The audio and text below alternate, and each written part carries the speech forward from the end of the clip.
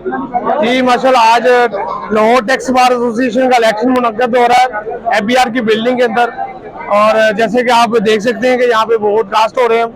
वकला ने बेतहाशा वकला ने दोनों पैनल के जो कार्ड अवेजा किए हुए हैं और वोट कास्ट हो रहे हैं।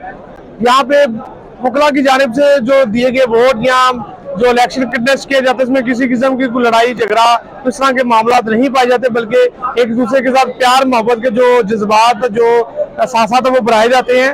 और ये इलेक्शन सिर्फ एक दूसरे को ये वकला का आपस में मिलने का एक क्या लगे एक मौका फराहम होता है कि जिसमें वकला एक दूसरे को मिलते हैं और अपनी प्यार मोहब्बत के जज्बात को बढ़ाते हैं।